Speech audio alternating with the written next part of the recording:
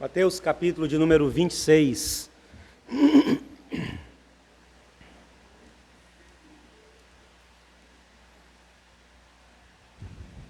Todos acharam?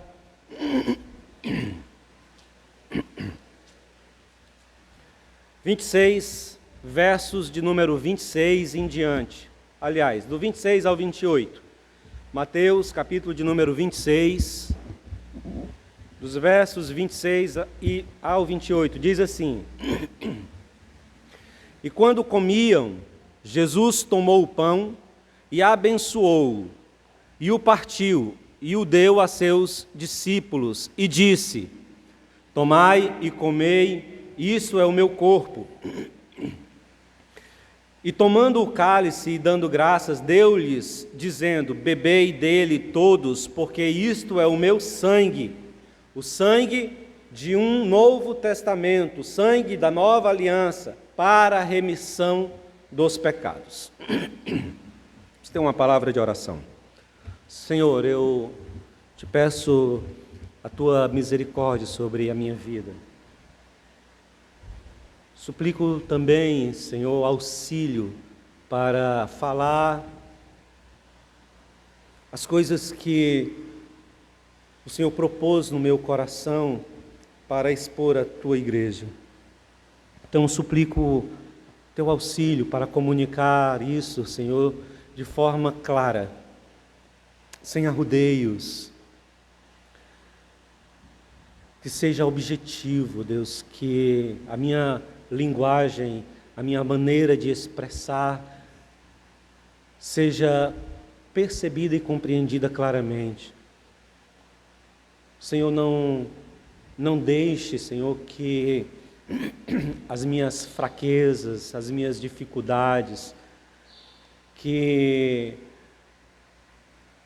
o humano, Senhor, atrapalhe a comunicação de tua palavra para a igreja, mas purifica, Senhor, por meio da presença do teu Espírito, e faz com que tudo que seja dito, Senhor, seja traduzido pelo teu Espírito na alma e no entendimento da tua igreja, porque os teus filhos, ó Deus, mantêm comunhão com teu Espírito, e é teu Espírito, Senhor, que nos convence da verdade, do juízo, da condenação. É teu Espírito, Senhor, que nos faz lembrar das coisas, é teu Espírito que nos ensina, é a unção que vem do Senhor que nos ensina as coisas. Então, Senhor, que esta noite a unção de teu Espírito nos faça ser ensinados por ti, pela tua palavra. Essa, Deus, é a minha oração em Cristo Jesus. Amém. Irmãos, a prática religiosa, o movimento religioso, caminha muitas vezes entre extremos. Ou é um fanatismo irracional, um fanatismo que não pondera, que não tem misericórdia, que não tem muita reflexão, ou é um ceticismo intransigente. É uma percepção da negação, ou é uma afirmação da negação de princípios de fé ou de artigos de fé. Difícil na vida religiosa encontrar equilíbrio.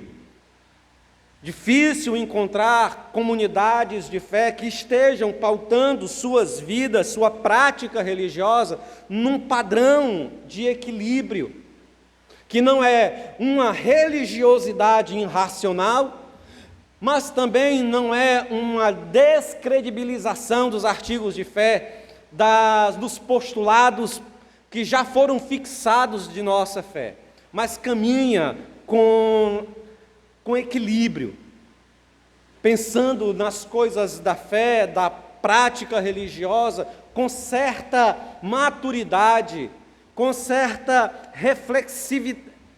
reflexão, ponderando as coisas, pensando se elas são assim como são ditas nos púlpitos, ou como são ditas, ou escritas, ou apresentadas nos postulados de fé. E a Santa Ceia, ela é uma expressão de fé. Hoje, primeiro domingo do mês de janeiro de 2024, aonde nós estamos celebrando hoje o culto de ceia, onde nós participamos da ceia, essa expressão é em si também uma expressão litúrgica, religiosa. Irmãos, e essa expressão, as definições sobre a ceia, como é uma expressão religiosa, também passou pelo processo de conflito entre um fanatismo irracional, entre um ceticismo e entre muitas discussões para definir o que é a Santa Ceia, ou o que é que significa esta ação que a igreja realiza, em alguns casos semanalmente, em outros casos quinzenalmente, e em outros casos como o nosso, mensalmente, mas que é um ato litúrgico, religioso, praticado por toda a cristandade.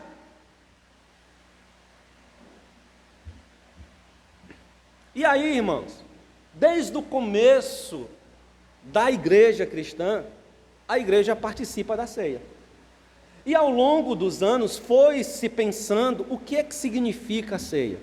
O que é que significa as palavras de Jesus quando ele toma o pão e rasga o pão e diz: este é o meu corpo. Quando ele diz, distribui o cálice e diz: este é o meu sangue, que é derramado por vós, o sangue que estabelece uma nova aliança. O que é que Jesus queria dizer com isso? Qual é a representatividade disso para a vida cristã? E aí, irmãos, desde o início da igreja, dois pensamentos se desenvolveram na igreja. Dois pensamentos que carregaram um nome estranho, que talvez para nós hoje soe assim uma coisa muito estranha. O nome é consubstanciação e o outro é transubstanciação. Que raios é consubstanciação e que raios é transubstanciação? Irmão, a consubstanciação, o nome já está dizendo, com a substância. Então a igreja pensou, refletiu, imaginou, definiu que quando Jesus fez a afirmação de que esse é o meu corpo segurando o pão, e que esse é o meu sangue derramado por vós, que quando Jesus fez isso, Jesus estava apresentando a imagem do seu corpo, e que quando, após a sua morte, após a sua ressurreição, quando a igreja exercesse a ceia do Senhor, e ela fizesse a consagração, a oração de consagração do pão e a consagração do vinho, junto com os elementos do suco da uva, e junto com os elementos do trigo que formam um pão, o corpo de Cristo estava ali, transformava aqueles elementos, e aquele pão já não era mais pão, aquele vinho já não era mais vinho, aquele pão agora era o corpo de Cristo, aquele vinho agora era o sangue, literalmente, o pão e o vinho se transformavam, estavam juntos, mudado ali os elementos que compunham o trigo e que compunham o vinho. Esse movimento, essa ideia, ela surge já desde o primeiro século da igreja cristã. Só que ela vai começar a criar um corpo de doutrina por volta, irmãos, de 830 depois de Cristo. E aí no Concílio de Latrão, em 1215, ela é definida como uma doutrina católica. Então, a Igreja Católica entende que quando Jesus, ou quando o sacerdote toma o pão e faz a oração, aqueles elementos, eles são transformados no corpo e no sangue de Jesus. Só, irmãos, que essa ideia ela não era uma ideia de uniformidade na igreja. Ou seja, existiam pessoas dentro da igreja que discordavam dessa ideia. E ao lado da transubstanciação, aliás, irmãos, eu estava falando da transubstanciação, a transformação, ok? Eu falei consubstanciação, não foi? Perdão. Essa doutrina que eu acabei de falar para os irmãos é a transubstanciação, é a transformação do corpo, dos elementos no corpo de Cristo, que começou já no princípio da igreja, começou a se desenvolver como doutrina em 830 e que foi fixada como doutrina católica em 1215, no Concílio de Latrão. E ela é reafirmada em 1551, quando a igreja faz o concílio de contra-reforma, por causa da reforma protestante. Então essa doutrina, que o pão se transforma no corpo de Cristo, é a transubstanciação. Agora, existia uma ala da igreja que não concordava com isso, dentro da igreja. Eles imaginavam que, na realidade, o pão e o vinho permanecia pão e vinho, mas que junto com o pão e o vinho existia uma presença de Cristo. Então, essa doutrina ficou conhecida como consubstanciação, ou junto com as substâncias. Então, o corpo de Cristo está junto, tem uma presença do corpo e do sangue de Cristo nos elementos. Irmãos, essa doutrina, ela caminhou paralela com a transubstanciação. Uma ala da igreja acreditava na transubstanciação e uma outra ala da igreja acreditava na consubstanciação. Quem era que acreditava na consubstanciação, que é mais próximo daquilo que a igreja protestante chegou a entender? Agostinho, Santo Agostinho. Santo Agostinho não acreditava que os elementos se transformavam no corpo de Cristo. Ele acreditava que os elementos possuíam, no ato da consagração, agora a presença de Cristo. Então a presença de Cristo estava com os elementos. Então, de forma que quando você come o pão, quando você bebe o vinho, você bebe o pão e o vinho, mas junto com o pão e o vinho também a presença de Cristo, que está presente nos elementos, através da consagração. Está dando para entender? Em 1500, um cara chamado Martinho Lutero, que promoveu a reforma protestante, ele também acreditava na consubstanciação. É por isso que no Concílio de Trento, em 1551, a igreja definiu a transubstanciação como a doutrina católica.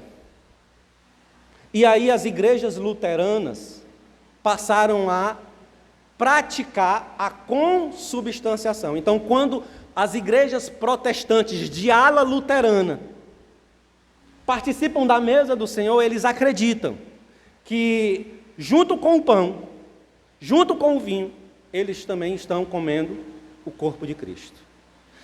Não literalmente o corpo de Cristo, mas a presença de Cristo está presente ali nos elementos. Está dando para entender, irmãos? Agora, como é que a igreja reformada, ela pensou na ceia? Será que os elementos se transformam? Será que o corpo de Cristo está presente nos elementos? Essa será que é o pensamento correto? Não. O pensamento reformado entende que o pão e o vinho são usados por Jesus como um símbolo, como uma realidade espiritual. Assim, presta atenção, assim como o pão e o vinho são alimentos para o corpo, na ceia do Senhor eles representam o corpo e o sangue de Jesus, que é o alimento espiritual de nossa alma. Então, não existe uma presença no elemento, no pão e no vinho. O pão e o vinho não se transformam no corpo de Cristo. Quando Cristo toma o pão, rasga o pão, pega o vinho, entrega o vinho aos discípulos, diz: este é meu corpo, este é meu sangue. Jesus não está dizendo que junto com o pão, o corpo dele, a presença dele está lá, ou que o elemento pão e o elemento vinho se transformará no corpo e no sangue dele. Não, o que ele está fazendo é uma parábola, o que ele está fazendo é uma ilustração. Ele está mostrando: o pão alimenta o corpo, O vinho alimenta o corpo. Assim como o pão alimenta o corpo e o vinho alimenta o corpo, a minha carne e o meu sangue alimentam as vossas vidas espirituais. O único sustento de nossas almas é Cristo. É por isso que nosso Pai Celestial nos convida para que venhamos a Ele, para que nos alimentemos deste sustento celeste, que é o corpo de Cristo, o sangue de Cristo, para que possamos, irmãos, dia após dia, irmos crescendo, desenvolvendo-nos, até o dia de nos tornarmos varão perfeitos, como diz o apóstolo Paulo. Então vamos nos alimentando do corpo, chamado do Senhor para a igreja, participar do pão e do vinho. É para que eu e você tenhamos uma lembrança, para que eu e você tenhamos uma referência de que, assim como o pão, assim como o vinho nos alimenta fisicamente, o corpo de Cristo, o sangue de Cristo, a vida de Cristo é o sustento de nossa alma. É o sustento de nossa vida espiritual. É por causa de Cristo Jesus, por causa de seu sacrifício, que eu e você estamos aqui. Desta forma, irmãos, com essa representatividade, com esse símbolo que Jesus faz, ele demonstra de forma pedagógica para a igreja que assim como o pão, o vinho, preste atenção, de forma pedagógica, Jesus pegou o pão, mostrou, rasgou e entregou aos discípulos. E o que ele queria dizer é, assim como esse pão alimenta o vosso corpo, a minha carne, o meu sangue, alimentará as vossas vidas espirituais. Deu para entender, queridos? Irmãos, essas são doutrinas, são pensamentos desenvolvidos por grandes teólogos da história da cristandade. Essas doutrinas, esses postulados, têm importância histórica, e têm importância para a nossa compreensão, porque nós precisamos entender o que é que nós estamos fazendo aqui. Quando você hoje tomou o pão, quando você hoje tomou o cálice, o que é que estava passando pelo seu coração? Que ideia que você teve? Como era que você estava entendendo o que você estava fazendo? Você estava entendendo que estava comendo o corpo de Cristo, a carne de Cristo, o sangue de Cristo? Você estava entendendo que existia uma presença de Cristo no pão que você estava comendo, porque alguém orou por aquele pão e consagrou aquele pão, então aquele pão ficou especial? Ou não? Ou existe aí na sua alma o entendimento de que essa liturgia é um memorial, é uma lembrança, é uma parábola, que me apresenta a realidade espiritual da relação de Cristo em me sustentar na vida. Agora, olhando hoje para a mesa perante nós, a mesa que nós acabamos de cear, a pergunta que fica é: qual é a importância? Qual é o significado dessa liturgia? Qual é o sentido dessa cerimônia para a minha vida, para a sua vida hoje? Por que nós participamos disso? Semanalmente, quinzenalmente ou mensalmente? Por que alguns se recusam? O que nós podemos aprender ao realizar, ao pensar, ao vivenciar a ceia? O que a gente pode aprender? O que a gente pode retirar para a vida prática, para o cotidiano, para a experiência de fé que toca quando a gente sai das quatro paredes? Quando a gente está nas nossas relações triviais da vida? Quais são os ensinamentos? Quais são os sentidos disso para nós hoje? E eu queria propor três ensinos sobre a ceia do Senhor, na perspectiva de que a ceia é uma parábola. A ceia do Senhor é uma parábola. Que parábola? Assim como o pão e o vinho alimentam o corpo, a carne e o sangue de Cristo alimentam nossas vidas espirituais. É a carne e o sangue de Cristo que nos sustenta na vida cristã. Então, 3 lições eu queria pensar com os irmãos essa noite. A primeira lição é que a ceia, ela tem um poder de fixar na nossa consciência. Escute aqui, preste atenção. A ceia, ela tem o poder de fixar na nossa consciência que Cristo enfrentou a morte para conquistar perdão e reconciliação com Deus para a humanidade.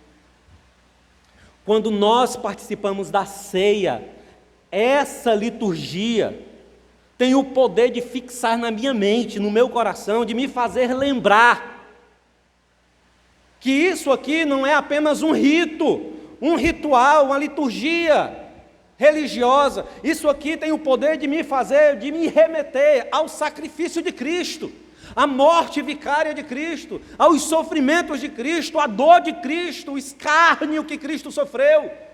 Sofreu para que eu, para que você, para que nós estivéssemos hoje nesse lugar, para que eu e você pudéssemos levantar as nossas vozes em oração e suplicar a Deus a sua misericórdia e o seu perdão, porque em Cristo Jesus, por baixo do seu sangue, de seu sacrifício, nós fomos reconciliados com Deus.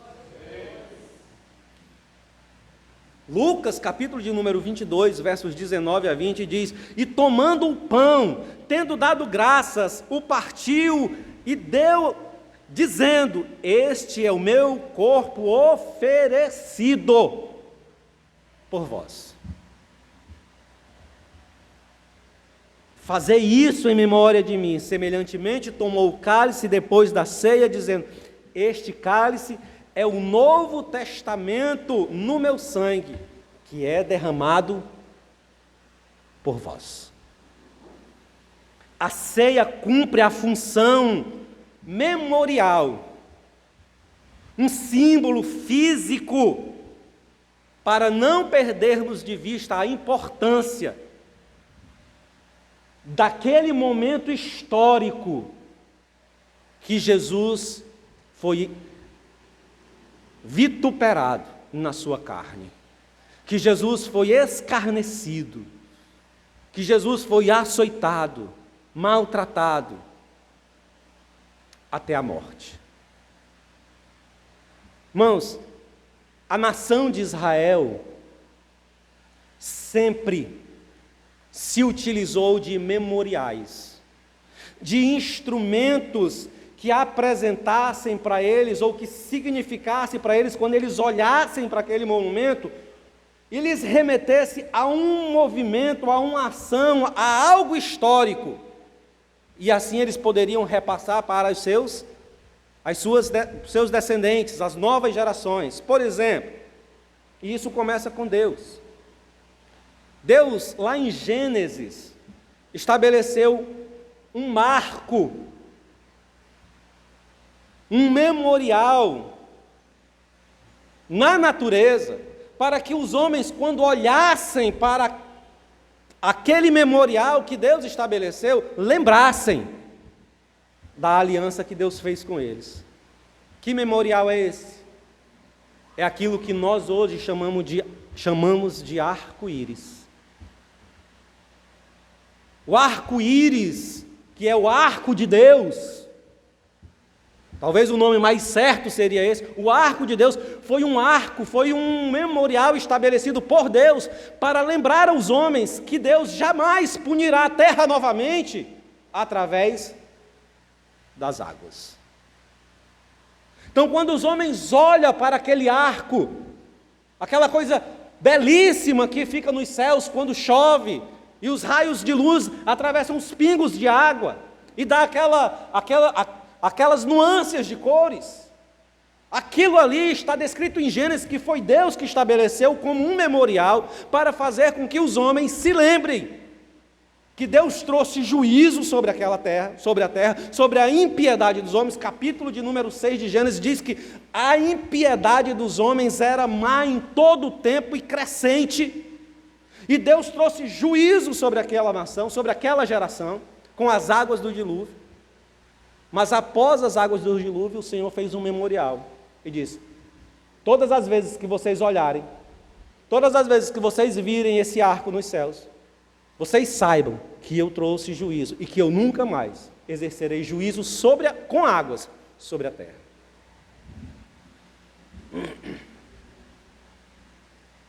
Lá em Josué, capítulo 4, quando a nação de Israel atravessa o Jordão para possuir a terra prometida, Josué manda com que os líderes da nação, cada príncipe da nação de Israel, das 12 tribos de Israel, eles passem à frente. Assim que a arca passar, que abrir o rio Jordão, eles deveriam passar, tomar uma pedra e do outro lado do rio erguer um monumento com aquelas pedras. E aí Josué diz, em Josué capítulo 4, dos versos 4 a 7, Josué diz: esse monumento vai ficar posto para as gerações seguintes, para que quando eles olhem para esse monumento, vocês possam dizer que o Senhor realizou isso por vós. Então existia na cultura de Israel a ideia de construir monumentos, de construir símbolos, de construir memoriais para fazer referência de alguma coisa que aconteceu anteriormente. Na Santa Ceia, irmãos, é estabelecida como um memorial para lembrar-nos do sofrimento que Jesus sofreu, do sofrimento que Jesus teve que encarar para que eu e para que você pudéssemos ter paz com Deus. John Stott, um teólogo, diz que em Lucas, capítulo 20, nos versos 19 a 20, Jesus mostra muito claramente como é que ele gostaria de ser lembrado pela sua igreja.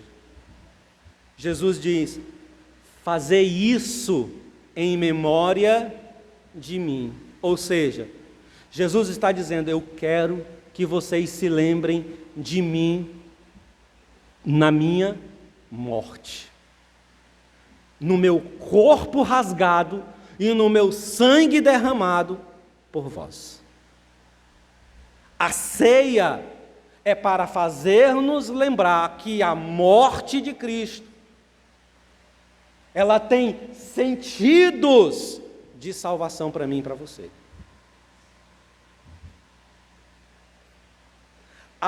Irmão, preste atenção, a morte, ela é introduzida na mensagem cristã não como uma derrota. Apesar de nós estarmos acostumados com a ideia de que a morte é um pesar, que a morte é destruidora para nós, a morte causa angústia, mas na mensagem cristã, dentro do espectro do cristianismo, a morte ela é introduzida não como um sentido de pesar, de dor, mas como um sentido de atravessar um novo estágio para estarmos diante de Deus, para vivenciarmos uma nova vida.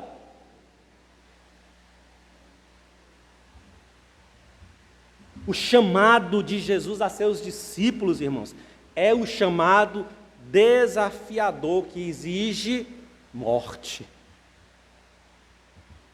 Lucas capítulo 9, verso 23 a 24, Jesus diz isso, e dizia a todos: se alguém quer vir após mim, negue-se a si mesmo, tome a sua cruz, siga-me, porque qualquer que quiser salvar a sua vida, perdê-la-á, mas qualquer que, por amor de mim, perder a sua vida a salvará.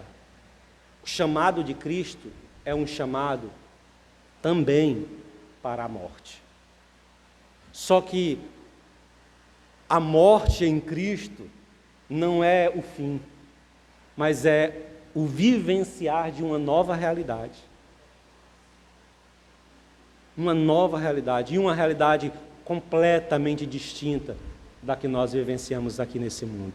Sem dor, sem sofrimento, sem angústia, sem imperfeições. Nós aqui estudamos na quarta-feira, os irmãos que estavam aqui, nós estudamos aqui, quando Jesus fala sobre a ressurreição, ensinando ou confrontando os saduceus que não acreditavam na ressurreição. E nós aqui definimos como será a ressurreição.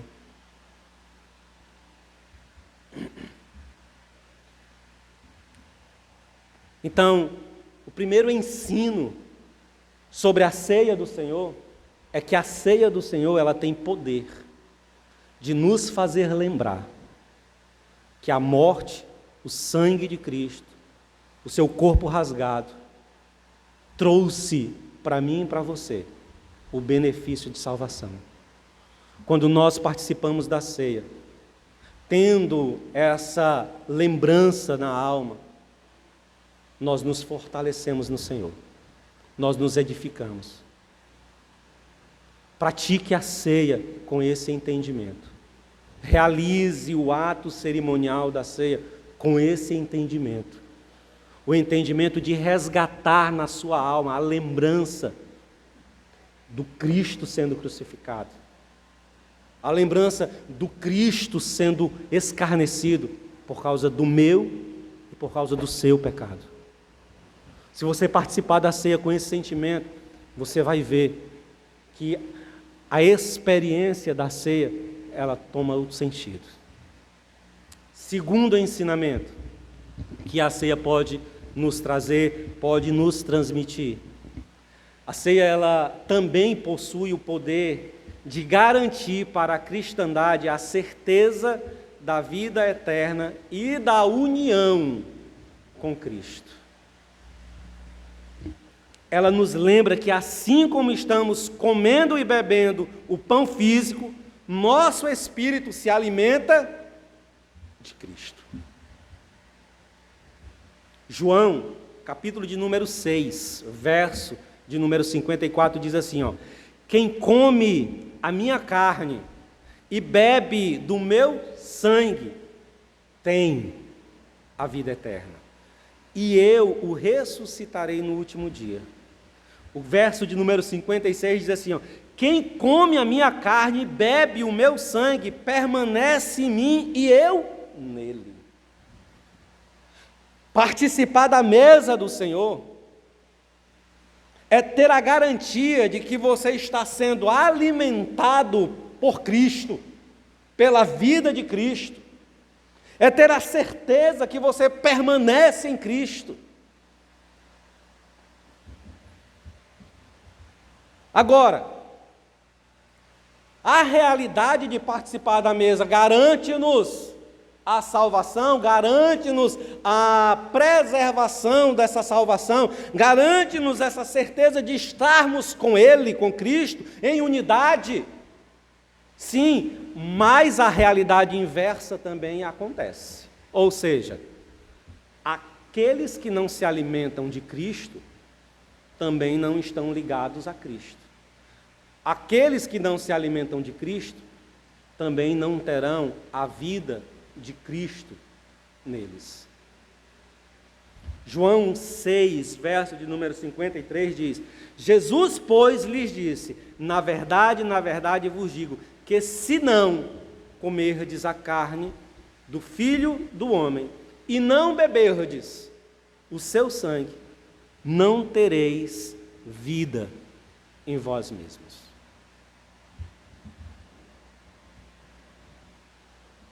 Um dos grandes ensinos da ceia, irmãos, é que mesmo tendo ele partido, preste atenção nisso, preste atenção, eu estou dizendo que participar da ceia não é só comer um pão e não é só beber um vinho, ou um suco de vinho, um suco de uva.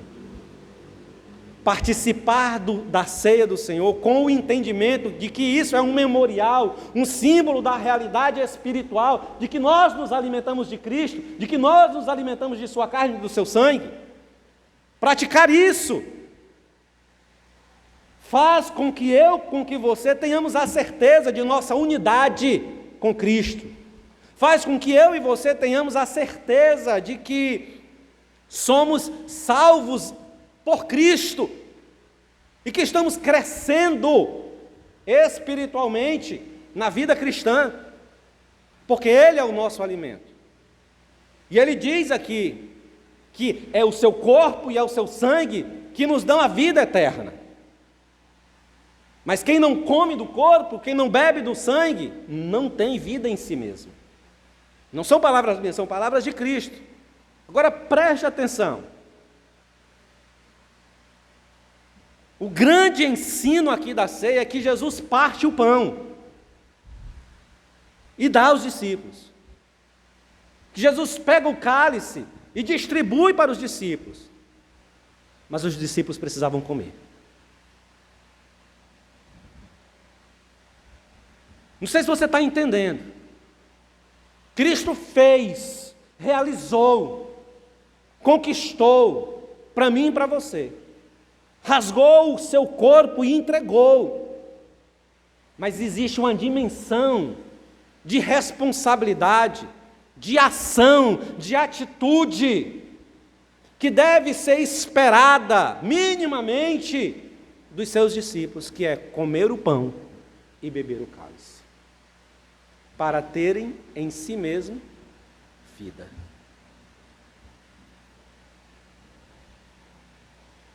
Me permita fazer aqui uma aplicação parcial. Como é que a gente pode aplicar isso aqui? Jesus entregou a sua vida. Ele é o alimento da nossa vida espiritual. Agora, preste atenção, ser, irmão, espectador dos grandes atos da aliança de Deus, de Cristo, ser espectador disso, está vendo, está assistindo o espetáculo da aliança que o Senhor fez, a nova aliança, não faz com que nós sejamos participantes da aliança. Está entendendo? Ser espectador da aliança, está vendo os efeitos da aliança sendo desenvolvidos, desenrolados diante dos nossos olhos. Não faz, não diz, não representa que somos participantes dessa aliança.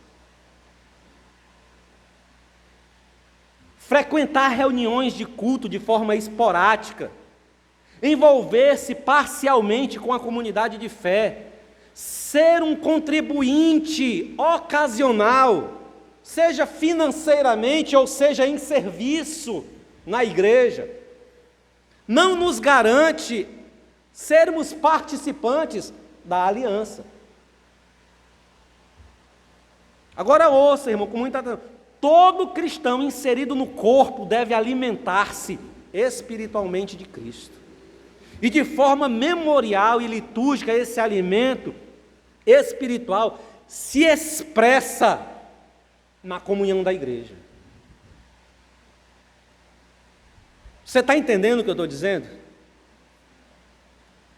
Aquilo que expressa, aquilo que revela que você, que eu, estamos inseridos na aliança do Senhor, na nova aliança estabelecida pelo seu corpo e estabelecida pelo seu sangue, é quando nós estamos reunidos em comunhão para nos alimentarmos de Cristo, para exercermos a lembrança, para resgatar a lembrança da morte de Cristo, para proclamar a sua morte até que ele venha. Não existe expressão de unidade mais clara com Cristo do que a expressão da comunhão da igreja.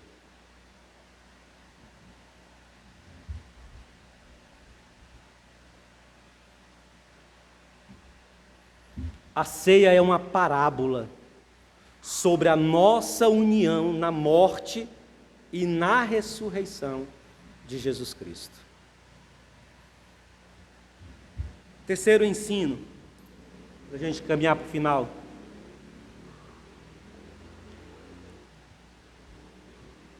Que a ceia pode produzir sobre nós. A ceia também tem o poder, irmãos. Primeiro, a ceia tem o poder de nos fazer o quê? Lembrar da morte de Cristo. Segundo, a ceia tem o poder de quê? De nos dar a garantia de que a nossa vida espiritual está sendo desenvolvida e está unida com Cristo. Ou seja, a nossa salvação está garantida por causa de Cristo. Não é por causa de mim, não é por causa de você, é por causa de Cristo.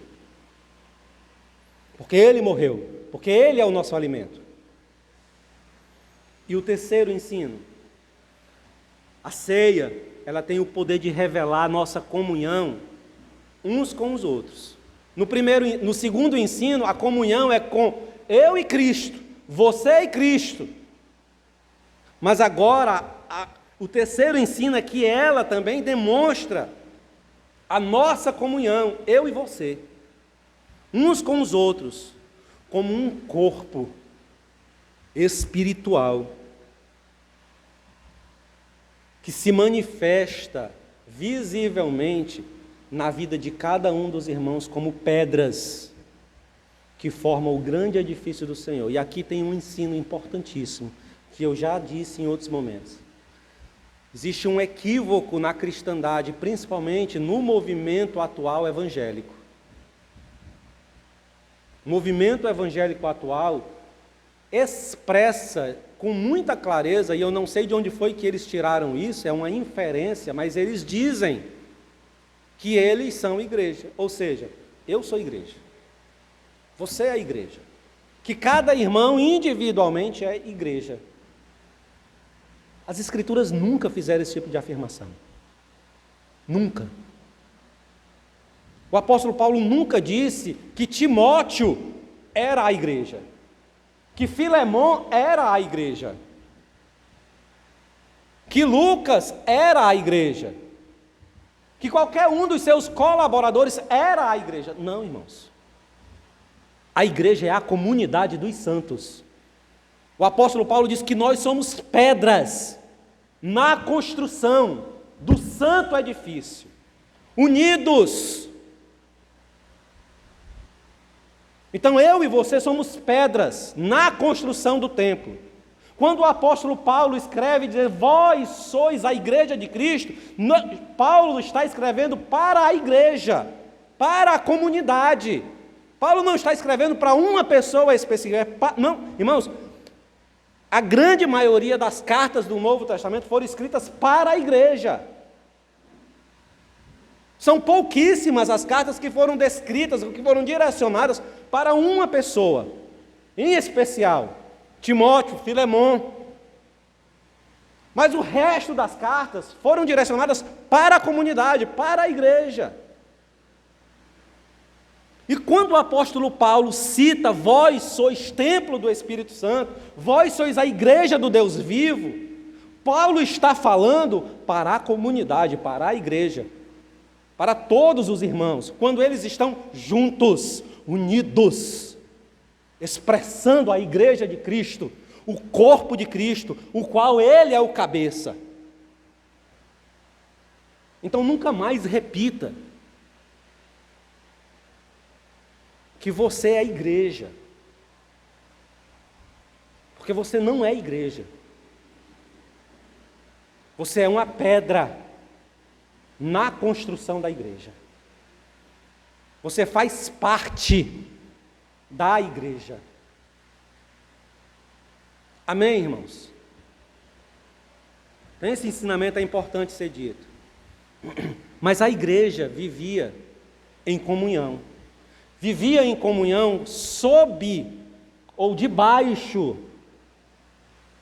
da orientação, do ensino, da prática, do entendimento do que era a ceia. Atos dos Apóstolos, capítulo de número 42, diz o seguinte: e perseveravam na doutrina dos apóstolos, na comunhão, no partir do pão, ou seja, na ceia, e nas orações. A igreja vivia em unidade, debaixo da doutrina dos apóstolos, em plena comunhão, partindo o pão e realizando orações. Efésios, a carta que Paulo escreve à igreja de Éfeso, capítulo 4, os versos 1 ao 6, diz o seguinte, preste atenção, sobre a ideia de unidade. Rogo-vos, é o apóstolo Paulo dizendo, rogo-vos, pois eu, o preso do Senhor. O apóstolo Paulo estava preso quando escreveu essa carta. Rogo-vos, pois eu, o preso do Senhor, que andeis como dignos da vocação com que fostes chamados, com toda a humildade e mansidão, com longanimidade, suportando-vos uns aos outros em amor, procurando guardar a unidade do Espírito pelo vínculo da paz. Há um só corpo e um só Espírito, como também fostes chamados em uma só esperança da vossa vocação, um só Senhor, uma só fé, um só batismo, um só Deus e Pai de todos, o qual é sobre todos e por todos e em todos. Esse texto trata de unidade da igreja, de como eu e você devemos andar em plena comunhão, revelando na unidade, no serviço, na adoração e no partir do pão, a realidade de que fomos inseridos, transformados no corpo de Cristo, que caminha sobre esta terra visivelmente. Presta atenção, irmãos. Isso aqui é importante dizer.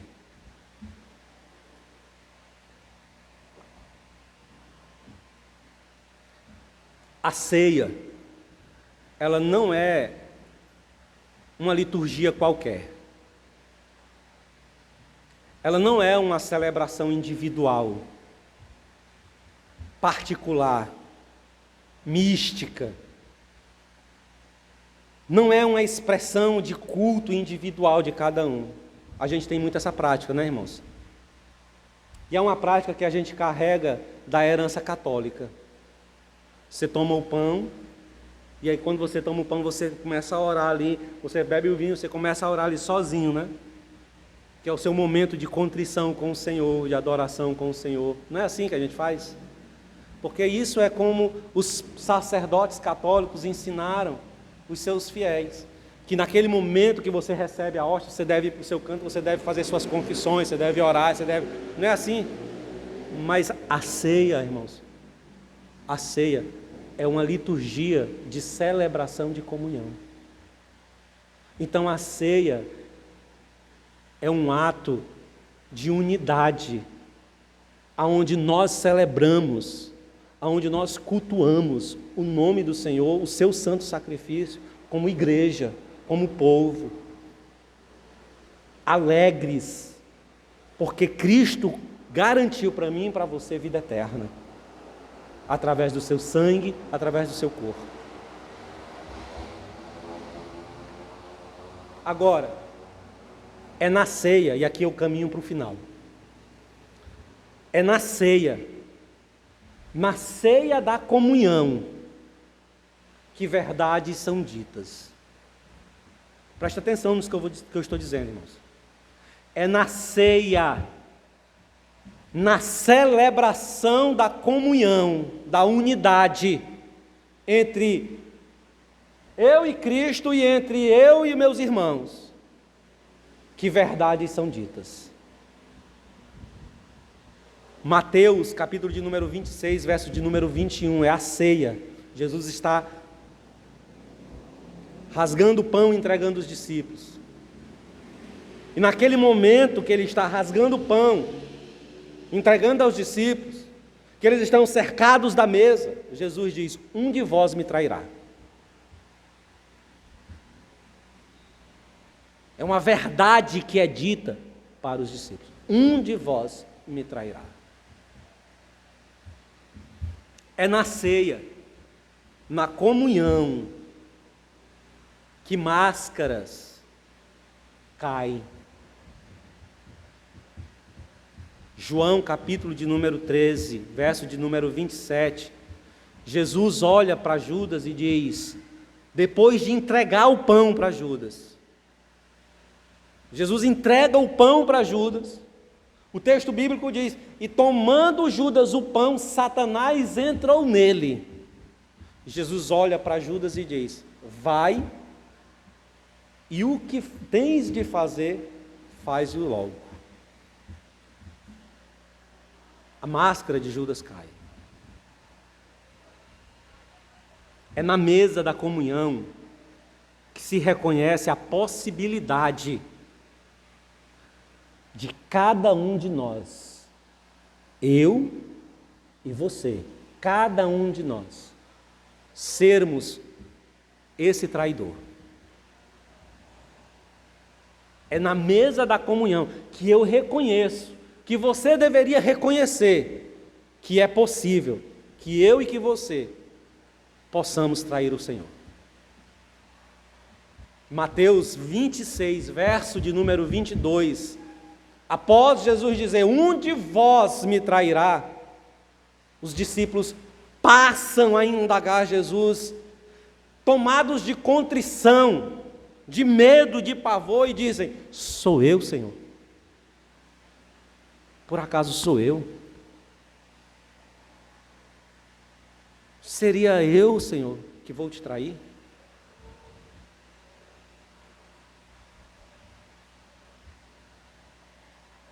Quando estamos diante da mesa do Senhor, precisamos ter isso em mente, irmãos. Que na mesa, as verdades de Deus são esclarecidas, são apresentadas diante de nós.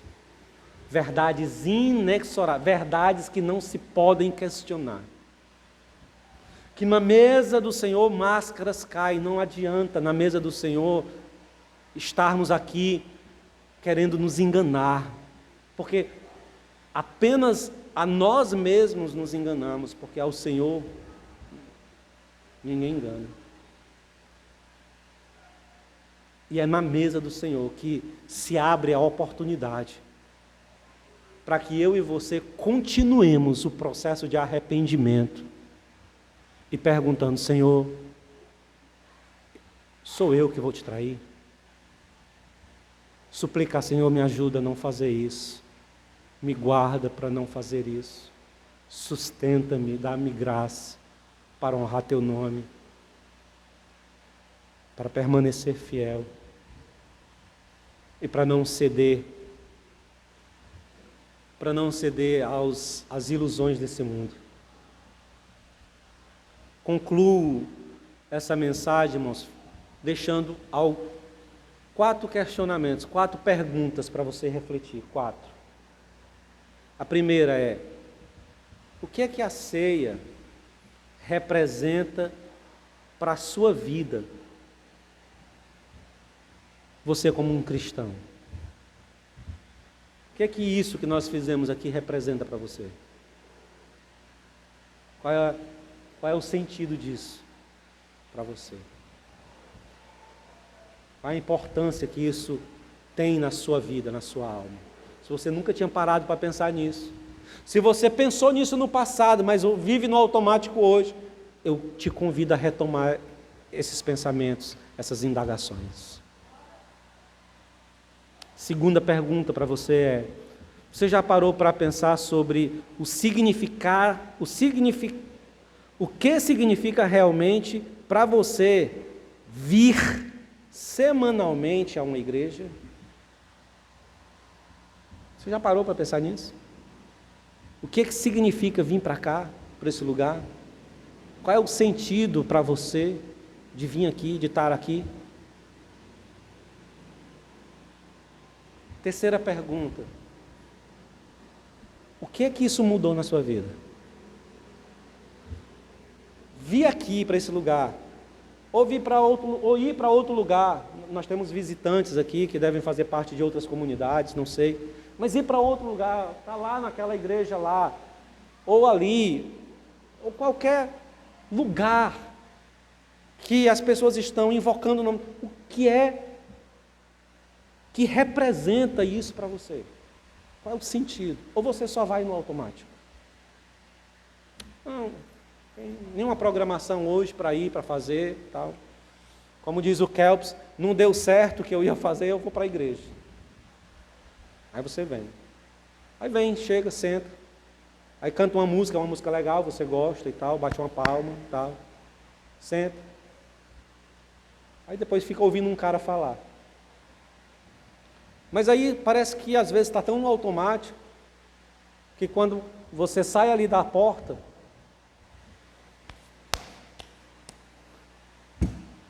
tem sentido nenhum.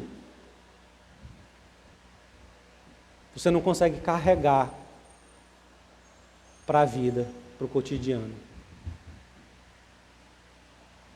O que vir à igreja mudou na sua vida?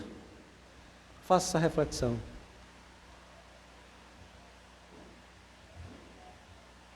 E a última pergunta. Que avaliação você faria da sua vida cristã? Da sua vida religiosa? Da sua comunhão com Deus? Diante do espelho, sente e escreva uma avaliação sobre a sua vida cristã. Depois que você escrever, seja sincero. É só você e Deus. Você não vai mostrar isso para ninguém, mas escreva. Faça isso, faça esse exercício. Depois que você escrever isso, leia para você. Será que essa avaliação que você fez, ela é aceitável diante do Senhor? Ou ela é reprovável? Depois rasgue. Amasse e jogue fora. Mas se você se achar na sua avaliação reprovável, nós estamos começando um ano. Nós estamos começando um mês. Nós estamos hoje começando uma semana. Há tempo de mudança. Pastor Joaquim, ore por nós, por favor.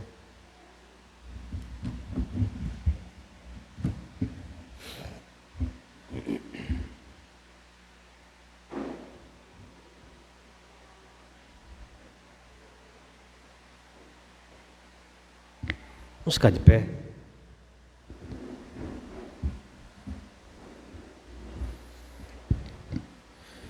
Ó Deus, nós louvamos o Teu nome mais uma vez, agradecemos pelo privilégio de mais uma vez nos reunimos neste lugar como comunidade, como igreja do Senhor, para prestarmos um culto àquele que é digno de toda honra, toda glória e de todo louvor. Agradecer, Senhor, pela vida de todos aqueles que adentraram as portas deste lugar, Senhor, ó Deus, para juntos prestarmos este culto a Ti esta noite. Nós Te louvamos, Senhor. E agora pedimos, e o Senhor nos despeça em paz para os nossos lares, e que no nome de Jesus seja uma semana abençoada, ó Deus, onde essas perguntas, esses questionamentos, ó Deus, possam fazer parte da dinâmica dos nossos dias, da nossa semana. Tudo isso, Senhor, nós pedimos no nome precioso daquele que vive e reina para todo sempre. E que o amor de Deus, a graça salvífica, transformadora de Jesus Cristo, as consolações eternas, verdadeiras, do Santo Espírito conduza cada irmão, conduza esta comunidade local e a igreja de Deus espalhada na face da terra. E aqueles que creirão dizer amém.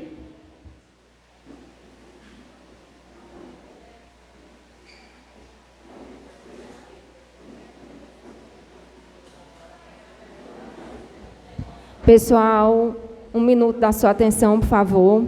Só para avisar que sábado agora, dia 13, certo? Vai ter um bazar aqui na igreja, vai ser de 9 às 12, aí vai ter um intervalo para o almoço, certo? Aí cada um se dirige à sua casa para almoçar e nós retornaremos às atividades às 2 horas e se encerrar às 16 horas, tá certo? Então todos que estão aqui estão convidados a participar do bazar.